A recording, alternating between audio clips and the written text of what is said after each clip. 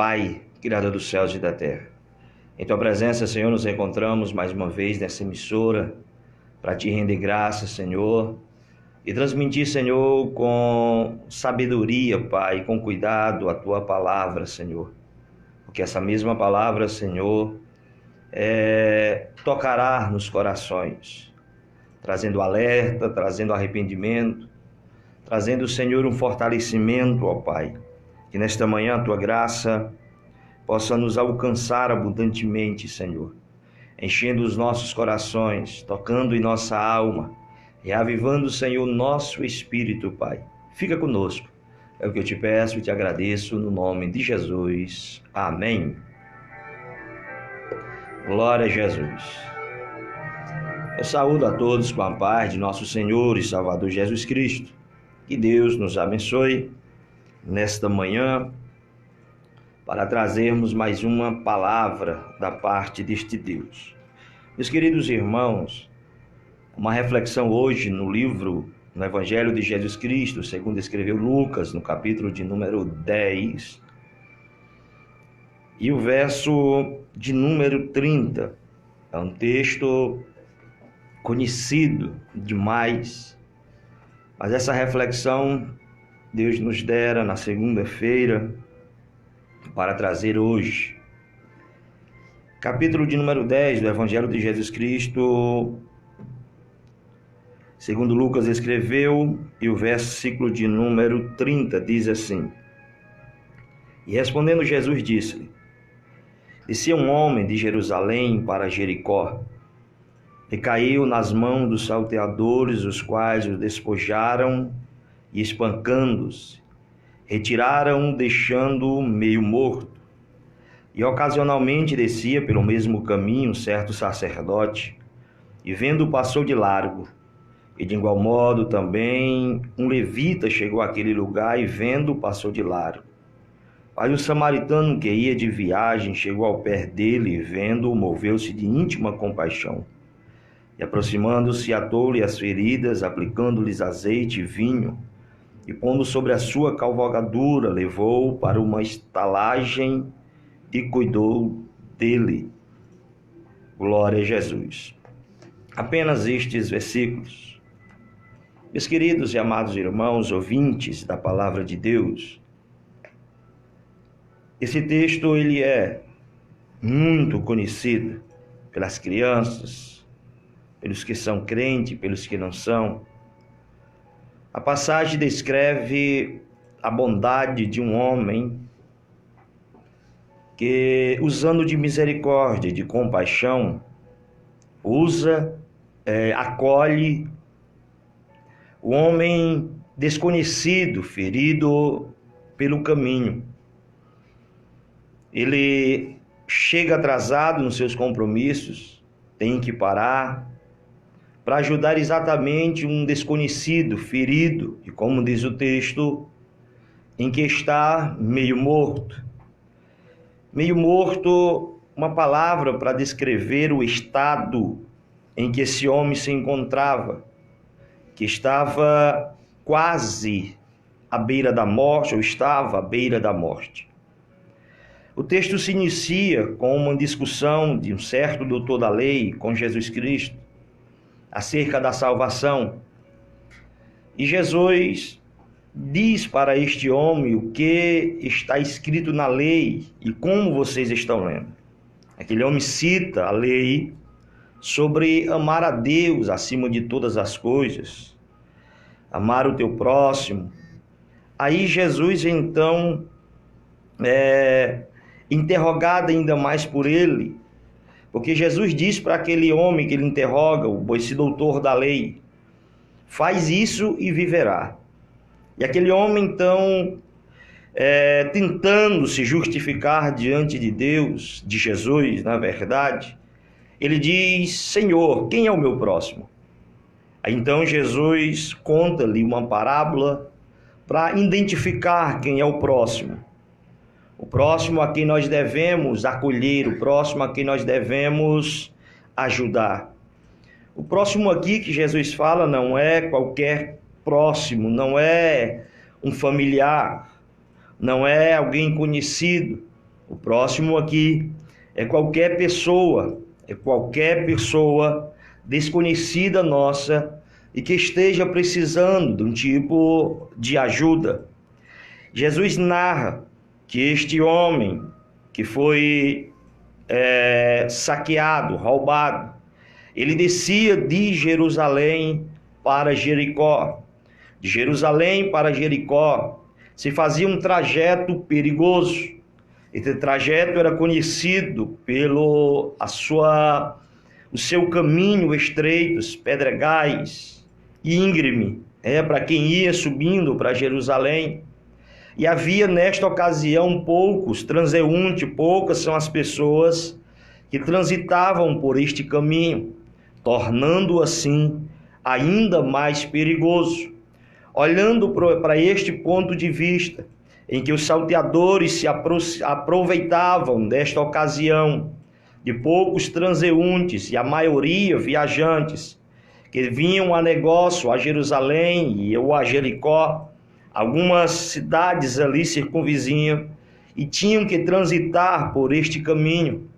Era oportuno para que os assaltantes ficassem às espreitas, escondidos entre as pedras, esperando alguém se aproximar. Haja vista que, como era muito íngreme a subida, era muito fácil quem está em cima observar quem estava subindo. E ele aguardava aquele momento, observando este caminho perigoso, caminho estreito, caminho arriscado, caminho que poderia ter levado este homem à morte, caminho este que poderia ter levado este homem a perder a sua vida. Na parábola que Jesus conta, nós damos graças a Deus por este bom samaritano que aparece, porque segundo Jesus Cristo, o sacerdote e o levita passaram de largo, evitando aquele homem.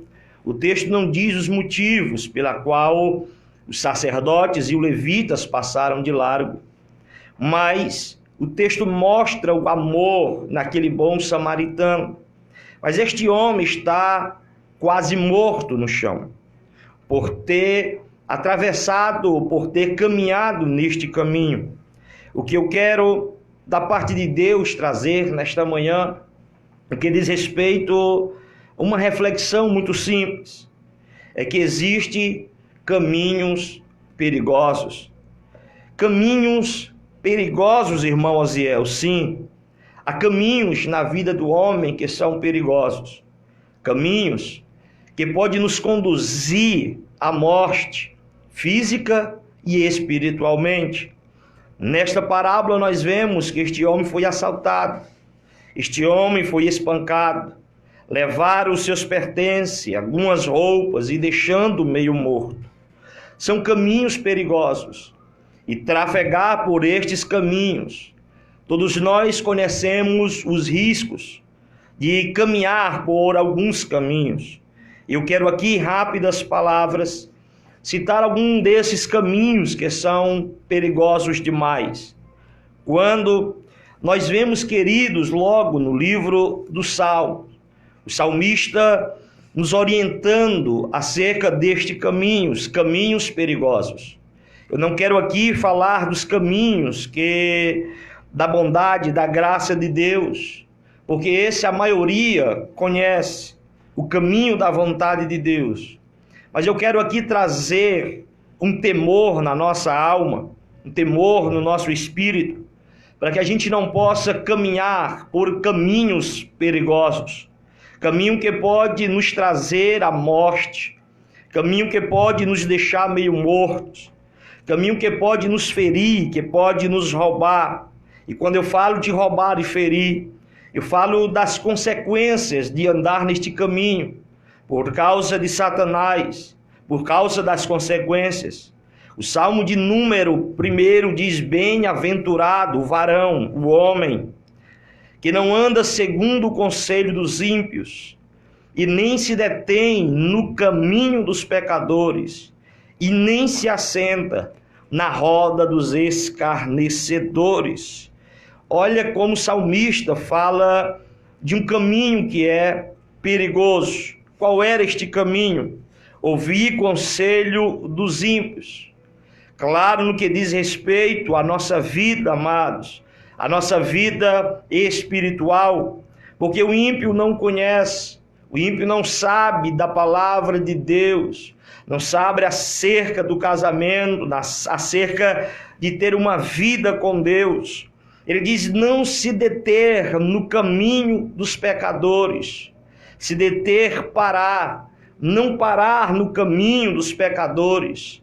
As nossas amizades devem ser tidas com pessoas que tenham um conhecimento de Deus, que vá nos conduzir até a presença de Deus.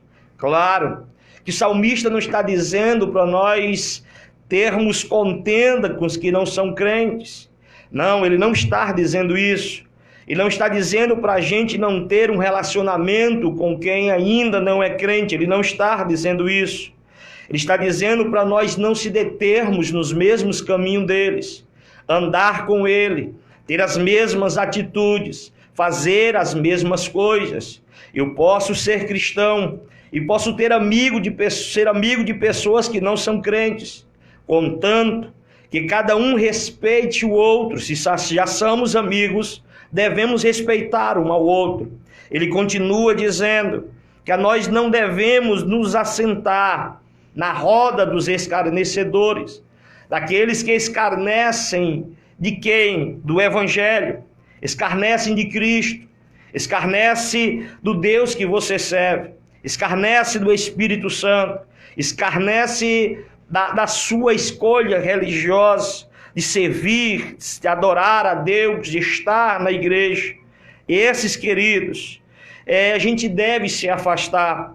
Haja vista que estamos neste século e não existe, claro que não vivi em outro, mas em outras ocasiões, se zombar tanto, se escarnecer tanto de Deus, tanto de Jesus Cristo. Então, nós devemos fugir deste caminho, da amizade contínua, de atos de pecadores e daqueles que são escarnecedores. Devemos se afastar de pessoas como essas que não amam a Deus como nós amamos e ainda querem destruir o amor que há em nós. Existe, querido, outro personagem bastante conhecido no livro de Josué, no capítulo de número 7. O nome deste personagem é Acã. A Bíblia diz que ele, como um soldado, como um guerreiro, eles vão em uma batalha. E o Senhor dá ordem para Josué e todos para não pegar nada de despojos dessa batalha, porque tudo era maldito. E quando este homem chamado Acã, por sua vez, se sente atraído por uma capa babilônica e outras coisas mais, este homem se sente atraído por a belezura, pelo valor, não sei o que lhe atraiu, mas possivelmente o valor daquela capa em que eles não tinham. Então, em uma outra batalha, o povo de Deus começara a perder, os inimigos venciam, e Israel somente perdia as suas batalhas. Mas Josué, sabendo que algo estava errado, porque Deus sempre era com Josué e com seu povo, ele vai à procura da culpa, do culpado. E quando procura o Senhor para lhe revelar, o Senhor revela a tribo de Judá, a casa de Acã, a tenda de Acã. E quando ele é confrontado, ele revela o que ele havia feito.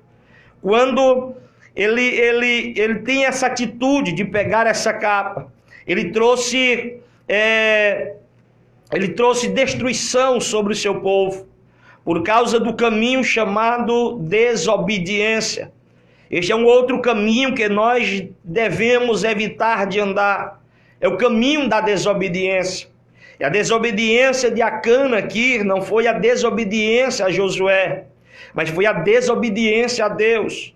Se Josué estava sob a tutela de Deus, a ordem de Deus, como líder de Deus na terra, Josué dera a ordem E a ordem de Josué era a ordem de Deus.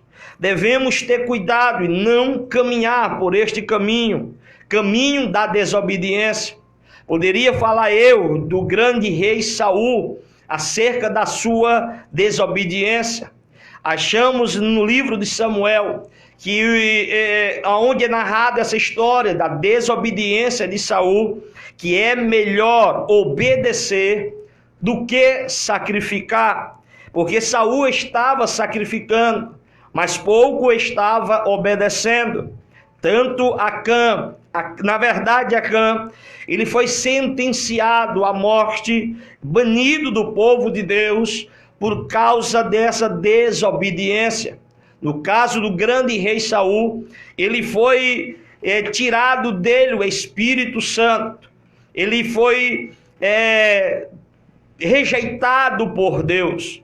Todos esses caminhos que nós caminhamos com aqueles que zombam e criticam a nossa fé, e estando a caminho da desobediência, também, queridos, esses caminhos nos levam à destruição, nos levam à morte, nos levam ao sofrimento, nos leva aos braços do salteador. Todos esses caminhos nos conduzem às mãos do nosso acusador. Observando o sábio Salomão no livro de Provérbios, ele diz uma coisa extraordinária. Esse texto alguns conhecem. Ele está na janela da sua casa e ele observa um jovem que ele está de caminho da sua casa sem fazer nada, de casa para a rua, para o comércio, à noite sai na praça, caminha nas ruas, alguém desocupado. Neste pensamento do grande sábio Salomão, esse jovem ele está caminhando nas praças, nos comércios, na rua. Ele não tem um trabalho, ele não tem uma ocupação. Ele está ao léu, ele está caminhando de um lado para o outro, sem ter objetivos algum. Esse caminho que Salomão fala, que não tem objetivo algum, alguém que caminha o dia todo de um lado para o outro, ele se torna um alvo fácil. Ele conclui na sua narrativa que vem uma mulher, e esta mulher, por sua vez, se adorna como uma prostituta. Porque ele diz se adorna como uma prostituta, porque ela não era uma prostituta. O texto diz que esta mulher é uma mulher casada, uma mulher que tem o seu esposo, mas na ocasião em que o seu esposo sai, levando consigo muito dinheiro para uma certa viagem, ela deduz que o seu esposo não vai voltar logo. E nesta ocasião, um outro caminho perigoso, os desejos afloram esta mulher, e ela se veste como uma mulher prostituta, uma mulher, podemos dizer, a linguagem nos dias atuais de vida fácil. Eu não sei se é fácil ou não, mas, queridos, observe o que o Salomão está vendo. Uma mulher que é casada, e ela, aproveitando a ocasião que o seu esposo sai, ela tira suas roupas de decência de uma mulher casada e se veste como uma mulher prostituta. Observe que existe aqui no mínimo duas vestimentas que identifica cada cidadão. A primeira vestimenta identifica esta mulher como uma mulher casada, uma mulher de casa, uma mulher de família, mas a outra vestimenta identifica esta mulher como uma prostituta. Não sei se somente a roupa ou se enfeites e maquiagens faria com que esta mulher transparecesse como uma prostituta. Se este ensinamento for válido nesta manhã para as nossas vidas, observe uma coisa, amados, que nos dias atuais, ninguém consegue mais decifrar quem é crente e quem não é crente. As mulheres e os homens hoje, na verdade, parece como qualquer um, como normal da vida, não se vestindo com pudor ou com decência, não mostrando aí mostrando a sua nudez, mostrando uma forma de vida em que não é, ou na verdade estão se transformando para ir para a igreja, para mostrar que são pessoas corretíssimas, mas na verdade, queridos, este caminho é perigoso. É perigoso por quê, irmão Osiel? Porque se um homem, se uma mulher se transveste, muda as suas vestimentas para parecer aquilo que ela não é ou que tem vontade, ela vai atrair desejos, olhares, palavras cantadas, podemos dizer desta forma. Eu não sei se o intuito é exatamente este, mas que possamos nos corrigir, porque esta mulher do sábio Salomão que ele está observando, o desejo dela é exatamente seduzir alguém. E seduzir a quem? Um jovem. E este jovem ele está caminhando desligado, não tem objetivos. O objetivo dele não é o trabalho. O objetivo dele não é Deus aqui. O objetivo dele é estar caminhando de um lado para o outro, de praças e ruas e comércios da cidade. Salomão observa que esta mulher se aproxima deste jovem e lhe dá ali a indireta por ser mais experiente. Vejam, e diz que a sua casa está toda adornada já. A cama está preparada, a coxa da cama está colocada. Observe que este caminho é perigoso, porque esta mulher chega a dizer para este jovem: o meu esposo vai custar a voltar, então a gente possamos namorar, ter prazer, amores a noite todas, até o amanhecer, sem se preocupar com coisa alguma. Aquele jovem cai nas armadilhas desta mulher. Observe que este caminho é perigoso e Salomão conclui dizendo que este caminho pode levar à morte. E no que diz respeito à morte física, até porque este jovem se apaixona, mas essa mulher não quer ter nada sério com este jovem. São caminhos perigosos que devemos evitar com certeza. A sedução, estarmos desocupados, a traição e algo mais pode conduzir o homem à morte física, à morte espiritual, trazer danos para a sua alma, trazer danos para a sua conduta. Haja vista que nos dias atuais tudo está banalizado e as nossas irmãs, os nossos irmãos das nossas igrejas procuram vestir-se inadequadamente. Procuramos corrigir o nosso erro, sair deste caminho, que pode ser um caminho sem volta, um caminho que nos conduz à morte espirituais. E como posso dizer nesta manhã, muitos já estão caminhando por este caminho, ao ponto de perder a sua espiritualidade, porque perderam a sua decência. Aqui dentro de mim é a minha fé, é o que eu sou. Então, Deus não quer apenas aquilo que está dentro de mim, porque eu posso dizer que eu posso andar, fazer, me vestir de qualquer forma que não traga, podemos dizer, uma honra a Deus pelo homem, pela mulher que eu sou. Alguém pode dizer que aqui dentro está a minha fé, está. Se aqui dentro tem fé, se aqui dentro da minha alma e do meu coração existe Jesus Cristo, se existe aqui dentro, logo ele vai refletir para o lado de fora. E as minhas atitudes, com certeza, serão mudadas. Quando nós olhamos, amados, para o livro do Apocalipse, nós encontramos uma mulher lá em uma das cartas chamada Jezabel. Essa mulher Jezabel se diz profetiza e ela prega e ensina nos púlpitos da igreja. Não é a Jezabel, podemos dizer, lá de Acabe, pelo que as pessoas dizem acerca das suas vestimentas, dos seus enfeites. Mas essa mulher que se diz profetiza, ela prega na igreja, ela tem oportunidades de pregar na igreja. E assim como Baraque, a doutrina de Balaão, de Baraque, começam a disseminar palavras erradas dentro da igreja. É um outro caminho que devemos ter cuidado.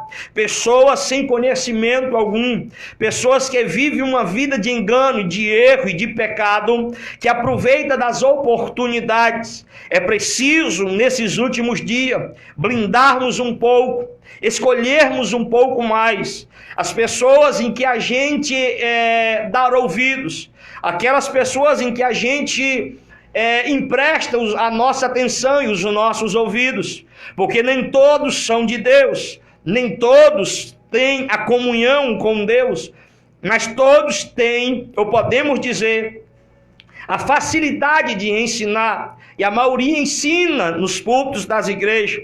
Existe também uma outra causa bastante conhecida.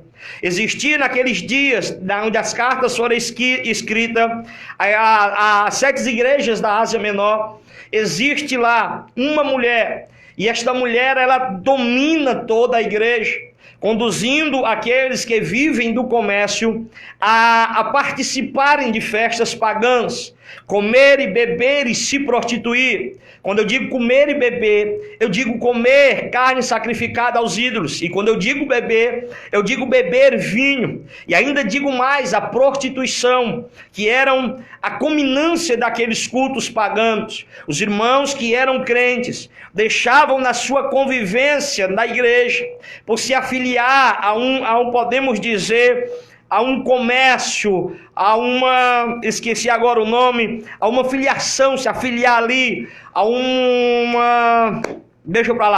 se afiliar ali àquele grupo de comerciantes, para que tenham mais lucros, para que tenham mais dinheiro, sindicato, se afiliar ao sindicato, para que venham ter mais lucros, para que possam vender melhor. E para isso, para adquirir lucro, para que possam vender melhor, iriam se filiar a este sindicato. Mas esse sindicato não era cristão, esse sindicato não era de homens crentes, eram de pessoas pagãs, eram pessoas ruins, e todos teriam que participar das festividades. E os irmãos diziam, junto com esta Jezabel que pregava lá, diziam assim: não, as coisas de Deus é as coisas de Deus, mas fazer isso daqui pode fazer que Deus não vai se preocupar. Na verdade, querido, se preocupa, porque aquilo que é de Deus é de Deus, e aquilo que é do cão, do diabo, é do diabo, e não há como unir as duas coisas. Não tenho como eu pegar as coisas que é de Deus e as coisas deste mundo, do diabo, e unir as coisas de Deus, porque o meu Deus, o nosso Senhor Jesus Cristo e o Espírito Santo, eles não comungam com o mundo. Aquele que tem amizade com o mundo, ele é inimigo de Deus, tem a inimizade de Deus, mas aquele que é amigo de Deus, ele tem a inimizade do mundo. Jesus disse aos seus discípulos, porque eles serem santos, fiéis, pregarem a palavra, o mundo iria lhes odiar. Então não existe uma comunhão entre trevas e luz, não existe um sincretismo entre trevas e luz. Existe na nossa mente, existe no nosso pensamento, existe na mente de pensadores que disseminam certos pensamentos, e nos últimos dias esses pensamentos, queridos, têm se ampliado.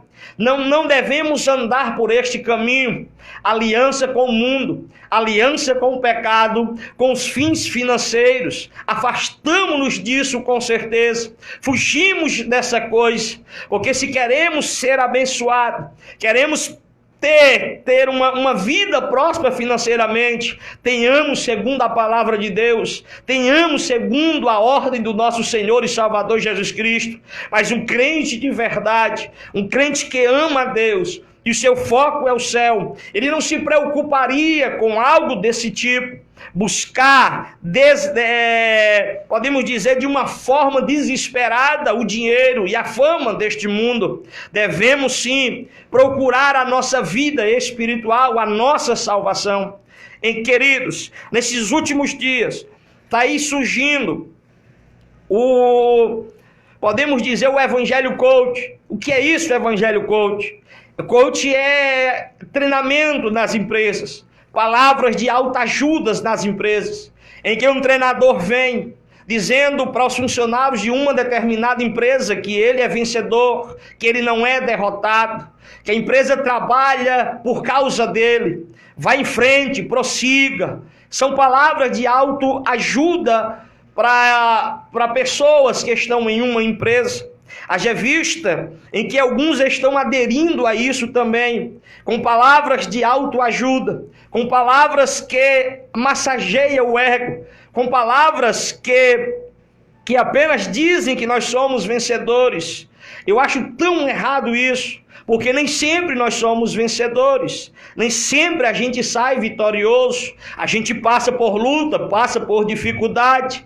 O Senhor disse: o justo caiu 1, 2, 3, 4, 5, 6, 7, todas as vezes o Senhor coloca de pé. É sinal que a gente cai, é sinal que a gente também se levanta, é sinal que a gente perde, é sinal que a gente tem que se esforçar sim. Não sou contra uma palavra de ânimo para que a gente possa se manter de pé, mas quando esta palavra enfraquece a vida espiritual do crente, quando esta palavra deixa os crentes fracos, dependentes de outros, dependente, mostrando Deus como se Deus fosse agir segundo a nossa ordem, que Deus está no céu, que o nosso Senhor, Ele está lá, mas eles devem agir segundo a nossa ordem. Tenhamos cuidado para não produzirmos dentro de nós crentes anêmicos e fracos, que precisam sempre de muleta. Jesus disse: aquele que quer vir após mim, renuncie a si mesmo,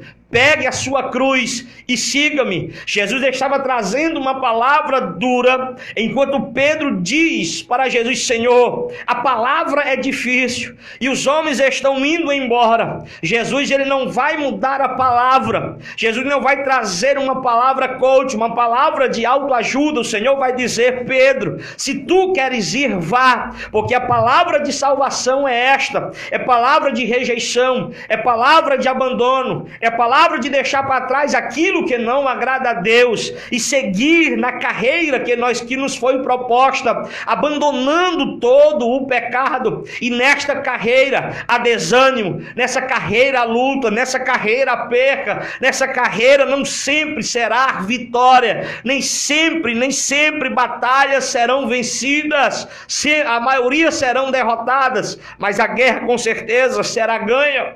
Esses últimos dias, amados, da igreja na face da terra, estamos entrando em caminhos perigosos, esse caminho coach aqui, esse caminho de palavras de autoajudas, de mensagem que só toca no nosso ego, de hinos que ele só nos coloca em patamares elevados, dizendo que nós somos vencedor e vencedor e vencedor, que tudo é sabor de mel. Nada contra, porque há dias que Deus nos dá vitória como sabor de mel, mas nem tudo é mel, nem tudo é bênção. Nesses últimos dias, estamos mudando o nosso ambiente de culto. Os nossos púlpitos não são mais lugares aonde é pregado a palavra de Deus e anunciado, tanto para os que não são, e quanto também para os que são, palavras que conduzam o homem ao reino de Deus, deixando-o cada vez mais forte.